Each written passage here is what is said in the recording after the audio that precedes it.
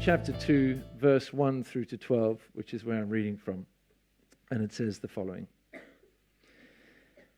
After Jesus was born in Bethlehem in Judea during the time of King Herod, Magi from the east came to Jerusalem and asked, "Where is the one who has been born King of the Jews? We saw his star in the east and have come to worship him." When King Herod heard this, he was disturbed, and all Jerusalem with him.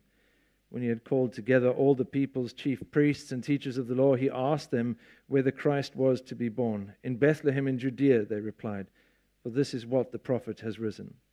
But you, Bethlehem, in the land of Judah, are by no means least among the rulers of Judah. For out of you will come a ruler who will be the shepherd of my people Israel."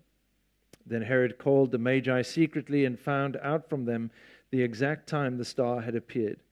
And he sent them to Bethlehem and said, "Go and make a careful search for the child. As soon as you find him, report to me, so that I too may go and worship him." After they had heard the king, they went on their way, and the star that they had seen in the east went ahead of them until it stopped over the place where the child was. When they saw the star, they were overjoyed. On coming to the house, they saw the child with his mother Mary, and they bowed down and worshipped him. And then they opened their treasures and presented him with gifts of gold and of incense and of myrrh. And having been warned in a dream not to go back to Herod, they returned to their country by another route. It's God's word to us this morning as we continue just exploring the Christmas story and a kind of the idea of searching. And here we have the Magi searching for the one that has been born King of the Jews. I've mentioned over the last couple of weeks that the early church father Augustine, St. Augustine, he's recorded as having said, "God, our hearts are restless until such time as they find their rest in you."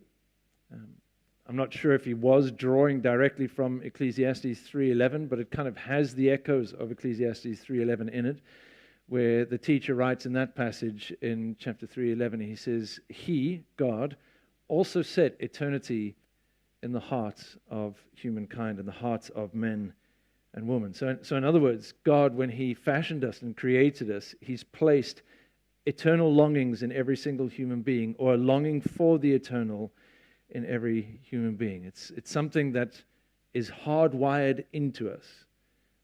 There's something inside of us, an innate knowledge that says to us, do you know what, there's got to be more to life than the things that I can taste and see and touch and consume and acquire and achieve, on and on. There's got to be more to all of these different things that I might amass in my life. And basically, these two expressions, Augustine's phrase and what the teacher writes in Ecclesiastes, basically, I think they're expressing that in each of us there is a longing for God, because we're made for relationship with God. And until such time as we have that relationship with God as Father through Jesus Christ the Son, our hearts are restless, skipping from one thing to the next, trying to find meaning, purpose, and so on in our lives. And I'm not sure if this is where the Magi begin their story, as they're kind of drawn into the Christmas story. I'm not sure if this is where they're at. They wake up one morning and they've got this restlessness of heart, and so they decide to go on this journey following the star and that sort of thing. Probably not. It's probably not where their story begins. Probably they were like the shepherds that we looked at last week, who were just going about their business when God stepped into their story and decided to script them into his story. The only difference is they're nothing like the shepherds. The Magi are nothing like the shepherds. The shepherds were just ordinary men, part of the covenant people of God, yes, but just ordinary men, really from the bottom of the barrel of Jewish society. Whereas the Magi, sometimes called kings, sometimes called wise men, but probably just best that we stick with Magi. The Magi are men from the top of society's barrel. They're men of influence. They're men of power. They're not part of the covenant people of God, but they're from the east, likely the kingdom of Persia. So that's about 800 kilometers to the east. And as their title suggests, they're Magi. And we like to romanticize it and that sort of thing in Christmas cards, but the word Magi actually translates sorcerer. They're magicians. They're sorcerers who watch the stars in order to interpret their moving and meaning and therefore deduce from that future events. And God grabs a hold of their lives and he brings them into his story. He takes the one thing that he knows will get their attention and he places a star in the sky that then gets their attention because they're men that watch the stars and interpret the moving and meaning of the stars. And when you read through different commentaries and that sort of thing, which I like to do, different commentators try and puzzle together how this might have worked. Because, it's just a star in the sky, right? So how did they know that they need to follow that star because of X, and so on. And they bring sort of all of Scripture together to try and paint this picture. And so the commentators will sort of point out, well, maybe these guys knew about the prophecy of Balaam, which you can read about in Numbers chapter 24, verse 17, because Balaam lived in a town called Pethior, which is on the Euphrates River, which is right next door to Persia. So maybe they were aware of Balaam's prophecy, which basically says, a star will rise out of Jacob, a scepter or a ruler out of Israel. And then maybe they know about the writings of the prophet Daniel. Probably more likely they know about the writings of the prophet Daniel, because Daniel was in the kingdom of Persia. When he was in exile, he was in the kingdom of Persia. He was the chief in the court of seers in the kingdom of Persia. And so they would have known about Daniel's prophetic writings, which we have in our Old Testament. And they would have known then about what we have as chapter 9, verse 24 through to 27, which speaks about the anointed one that will be born, the Messiah that will come, and gives us kind of really complicated timeline as to when it is that the Messiah would be born. And so they bring these things together, the star that has come in the sky, that they've recognized in the sky, that they interpret as his star. They say the King of the Jews has been born. These prophetic writings are coming together. And so they begin on this kind of pilgrimage, really, to go and find the one who has been born, the King of the Jews. And they come not because of a restlessness of heart or anything, but I think really with a curiosity. They want to see if this is right. They want to come and pay homage, perhaps curry favor with the new leader of that town, of that nation, and so on. And little do they know that as they're scripted into God's story, their life is going to connect with other stories as well. It's going to have a knock-on effect. And the first person that they have a knock-on effect with is King Herod. And he's just going about, I guess, his normal business, doing whatever it is that kings do. And the Magi turn up in his city and say, hey, we're looking for the one that's just been born, King of the Jews. That's not going to go down well, is it? And the Bible tells us that in the NIV it says that Herod was disturbed. Some of the other translations say that he was frightened, and all of Jerusalem with him. And I think the reason why all of Jerusalem is frightened is because Herod is frightened and disturbed, and so they are frightened and disturbed. I guess his life was just going along pretty nicely up until this point. He was in charge of quite a bit of economic reform in Jerusalem and in Israel. He was sort of living at peace under the Roman rule and so on. He had managed to sort of get on side with the religious elite and so on. He was instituting economic reforms which were doing good things for the economy. He had a few building projects on the go. One of the major ones was the expansion of the temple and so on. And now on this particular day, maybe he woke up that morning and thought, today's going to be a good day. And then the Magi step into his story. And what they do in saying we're looking for the King of the Jews is, I think, they press that big red button on Herod's chest, the one that we have, where people trigger us. Have you ever had that happen? Kids are great at doing this. They press the big red button on the parents' chest in order to trigger them. They say just the things that will trigger their parents and so on. And they say we're looking for the King of the Jews, and this triggers Herod because Herod has got a dark side. Things are going well for him. He's got all these things on the go, but he's got this dark side which, if ever there is any kind of political rivalry that will threaten his reign and rule, he stomps it out mercilessly. And so the Jewish historian Josephus, talking about Herod, he tells the stories. He talks about how Herod murdered his brother-in-law, or had him murdered by drowning him in the pool by the palace. Talks about how he murdered his wife, Mariamne, and their two sons because he kind of thought that maybe they would threaten his rule. He killed 46 members of the Sanhedrin, so the Jewish ruling council, because he thought that they might threaten his rule. Caesar Augustus is apparently recorded as saying it would be safer to be Herod's pig than it would be one of his sons, because at least a pig can't threaten his rule. And so he's threatened, he's disturbed. And so his story then has a knock-on effect on the teachers of the law and the scribes and the Pharisees, because he calls them together and he says, look, you need to find out for me quickly, where is it that the Messiah is born? And the Magi are often called the wise men in the story and that sort of thing. But actually the true wise men are the Pharisees and the teachers of the law and so on, because they're the ones that know the facts. They're the ones that know about the Messiah and when the Messiah is to be born and all this sort of thing. So as Herod gets them together and poses the question, tell me where the Messiah is to be born, they're like, that's easy, it's Bethlehem. The prophets have spoken about this. It's in Bethlehem where it's going to happen. Bethlehem, which is about 5 miles south of Jerusalem. So in other words, Herod, it's just happened right underneath your nose. Bethlehem, which is interestingly translates as the house of bread, where the bread of life will be born. Bethlehem is the place where Jacob buried Rachel and built a memorial to her. It's the place where Boaz fell in love with Ruth. It's a place where David would ultimately be born. So it gets called the city of David. David, who becomes King David, who God makes a covenant with and says to him, you will never fail to have a ruler sit on your throne, and I will establish your kingdom as an everlasting kingdom. Bethlehem, the place where the Messiah, the anointed one, will come from.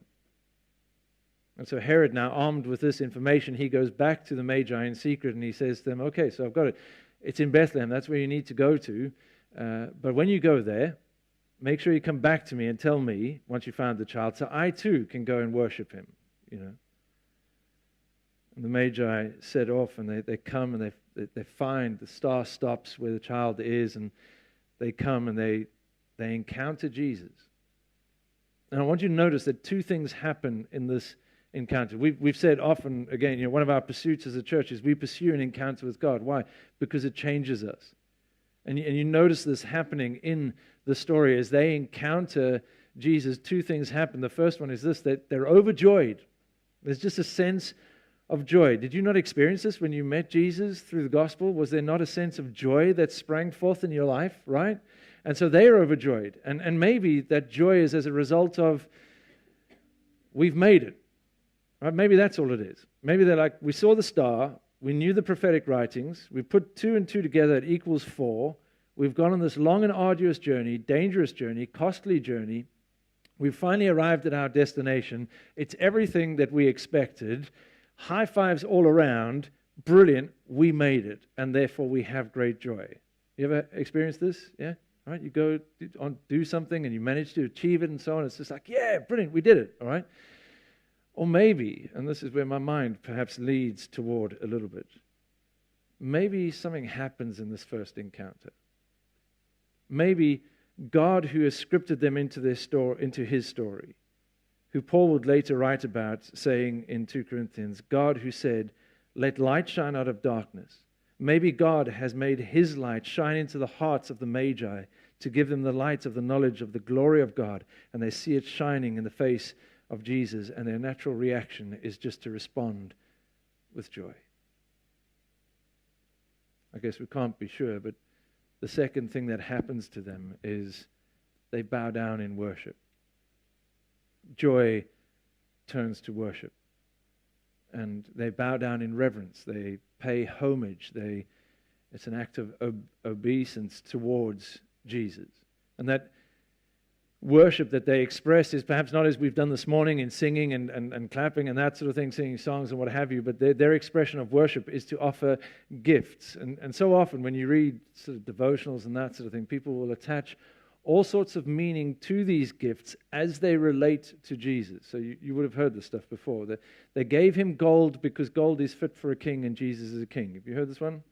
Right? And they gave him frankincense because frankincense is an incense that's used in temple worship, and so Jesus is worthy of our worship, so they give that as a symbol. You've heard that one, right? And the myrrh is a symbol of the death that Jesus will die, and so on, and the embalming that will take place and that sort of thing. But I wonder if that's right. I wonder if these gifts that they give to Jesus actually say more about them. So the gold that they're bringing is gold that they've made, wealth that they have amassed through their job as sorcerers and magicians and those that read the stars. It's a symbol of their wealth that they are giving. And maybe the incense and the frankincense that they bring is not a symbol of worship to Jesus, but a symbol of their temple worship that they come from. And the myrrh is an embalming spice which they then come and they bring to Jesus. And sometimes we attach all sorts of symbols to what these different things, the gold, the frankincense, and the myrrh might mean, and we miss the main point, which is that they're bringing something of themselves and they're laying it at the feet of Jesus, which is what is at the heart of worship.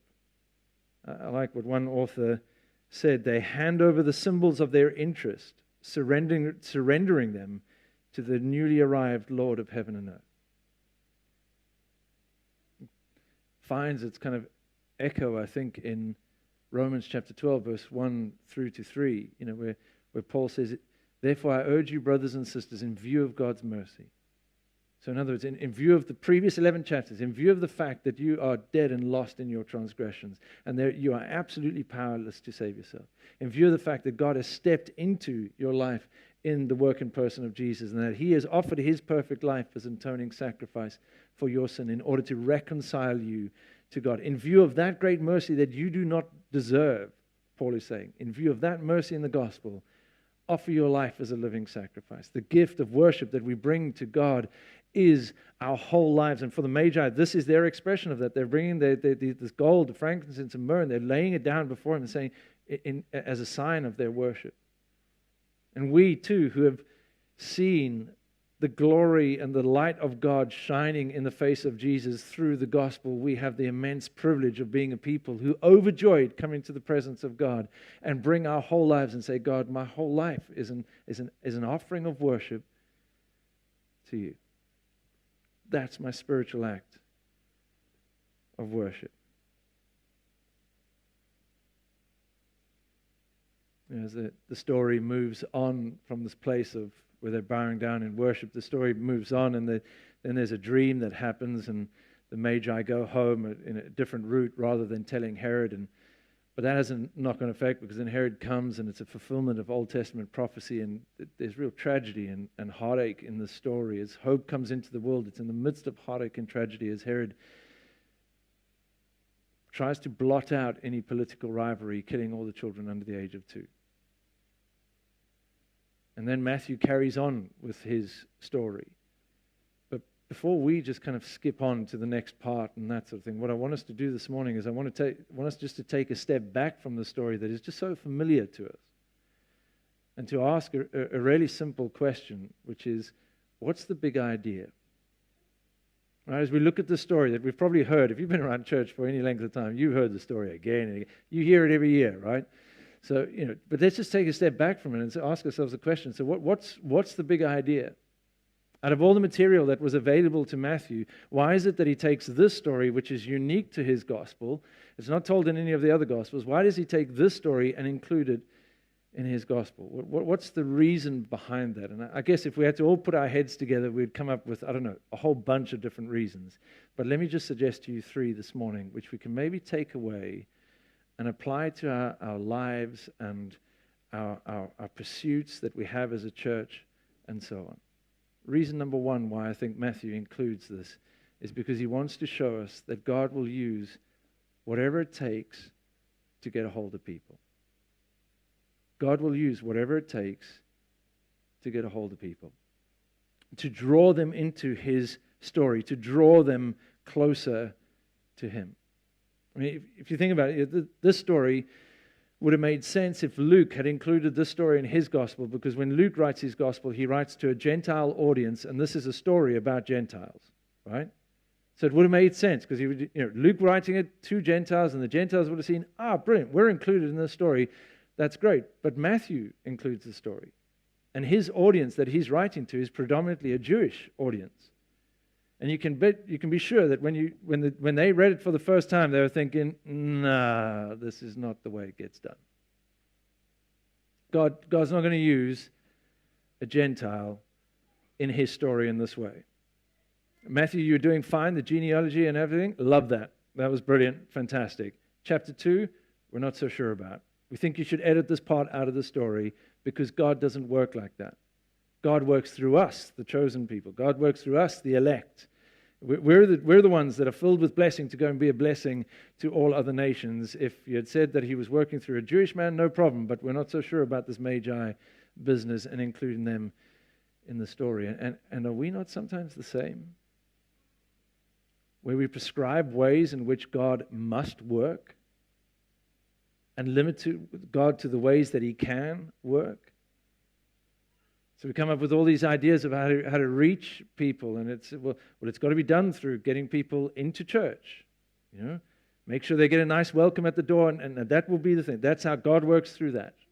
Or maybe it's through social action. We do all sorts of different social action in order to reach people. That's how God works. Or maybe we need to have a whole lot of evangelistic events and that sort of thing, and solid preaching of the gospel and whatever, because that's the way that God works. Or maybe it's through liturgy or sacrament or whatever. Those are the prescribed ways that God works. And the reality is God will work through all of those ways, but he's not going to be confined to it. He's not going to be limited to just working in those ways. God adapts himself to those he calls, and he's willing to be found by all who will recognize that he's drawing them closer. For the Magi, it's the one thing that's going to get their attention is a star in the sky, and God says, well, we'll do that. We'll put in the star in the sky, and we'll lead them on this journey. For me, it was a moment sitting in a room in Bessel's Green, in a church there on an Alpha course, and just as we began to pray together, having this overwhelming sense, not only of the weight and of my guilt and sin, but then wonderfully the lifting of that sense of guilt and sin, and the sense of God saying, you're forgiven. I forgive you. For C.S. Lewis, who was so clever and had so many different arguments to kind of disprove God, he eventually got to the end of his tether and he realized, you know what, I have no more arguments left to disprove God or say that God doesn't exist. And so in one of his books he says, I reluctantly accepted the lordship of Jesus. For stories that I've heard about some Muslims, they no Bible, no church, nothing. And they talk about a man in white who visited them and pointed them in the right direction in a dream.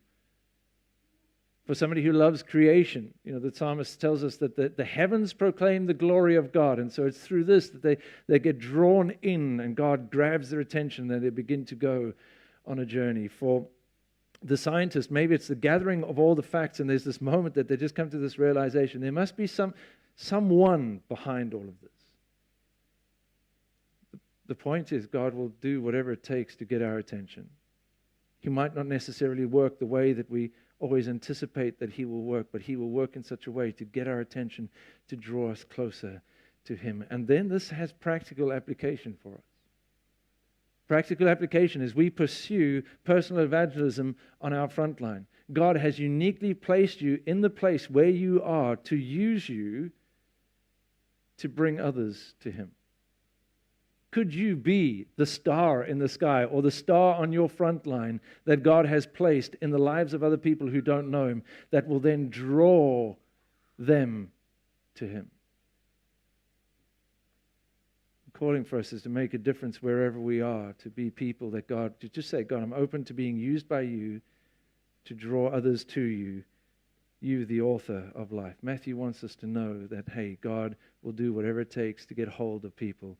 He will even go so far as to send his one and only Son, Jesus, into the world to die for us. I think Matthew wants us to know that God is near. See, this is not a story about a star and Magi and Herod and religious leaders figuring things out. It's not a story about human achievement or anything like that. It's a story about God's presence. It's a story about God stepping in. It's a story about Emmanuel. It's a story about God with us. A story about God who loves humankind so much that he's unable to stand by and watch as sin ravages those who are made in his image. God who's not content to sit idly by and let us grope and chase after the next thing in attempt to settle the restlessness in our heart. God is not content to live separated from us, and so he gives the greatest gift imaginable, his one and only Son, Jesus, who willingly humbles himself and is made in human likeness, human form, that we remember in the story. The one who comes and lives the perfect life that you and I couldn't live, and then dies the death that you and I did deserve, so that a way could be opened that we might come in repentance and faith and have life. Life in all its fullness.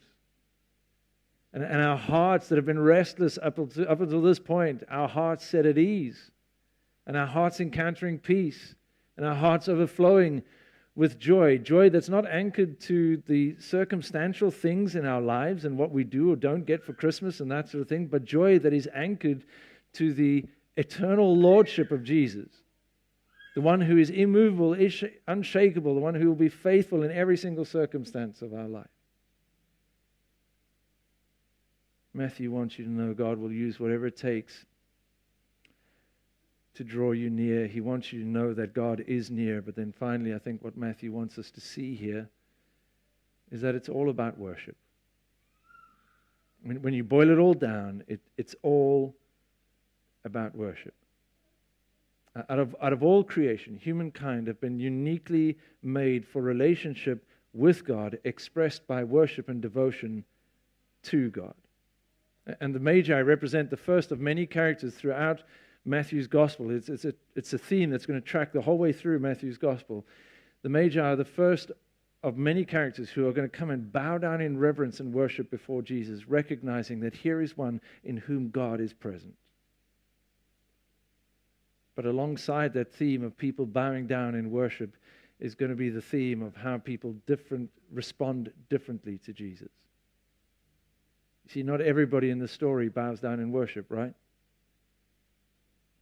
You have all these different responses that are happening in this story. The Magi see the star, and they go on the journey, and they search, and they find Jesus, and it results in being overjoyed, which then leads to worship, and this is their response. But King Herod, he hears the news of the one that's been born, the King of the Jews, and his response is to be disturbed, to be frightened, which then spills over into naked aggression and an evil. A kind of real a desire to want to blot out any chance of the King of the Jews.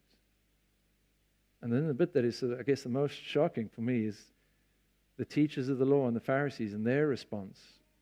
I mean, out of all people, those who studied the scriptures, out of all of them, they should have been the ones who were like, yes, the Messiah has come. Could this really be? Oh, that's amazing. Magi, we're coming with you to Bethlehem. We'll take you. We'll show you how to get there. And we'll take you to all the best restaurants on the way and everything. We just want to be a part of what's happening here. But there's just a blind indifference. A blind indifference to the greatest news imaginable that they should have been shouting from the rooftops. And I wonder if any of these finds its echo in our own lives as we respond to the one who is born King of Kings this Christmas. I mean, what is our response? What has our response been during the course of this week? What is our response going to be next week? And last week, as we finished, I was saying, look, I urge you, I encourage you, just behold Jesus. Take time just to behold the wonder of the one who is God with us. Emmanuel. But what has been our response to Jesus during this week? Has it been joy? Has it been worship? Kind of expressed in the way that we've lived our lives, and the way that we've spent time with Him, and the way that we've prayed and sought His face?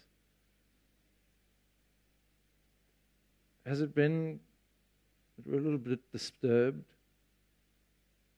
A little bit frightened, maybe? Because we feel that the lordship of Jesus is cramping our style somewhat. And we're actually just a little bit fed up of picking up our cross and following Him, denying ourselves in order to follow Him. Or maybe it's just indifference. It's another Sunday, right? It's the story of the Magi. We've heard this, from Sunday school all the way through. We know the ins and outs of the story. It's just another Christmas. Listen, God is near. God is near, and He wants nothing more than to grab our attention and to bring us in close and to say to us, hey, look, I want you not just to know through memory verses and that sort of thing, good as that may be. I don't want you to just know. I want you to experience the breadth of my love for you, the height of my love for you, the depth of my love for you, the length of my love for you, this all-encompassing love that I want to show you through my Son, Jesus Christ. God wants us to experience in this and to know that we are His children. Those that have put their trust in Jesus Christ, we're His children, loved by Him. But that invitation is open for all who will come in repentance and faith and seeking Him. And that in doing so, our response would then be joy, indestructible joy, and worship.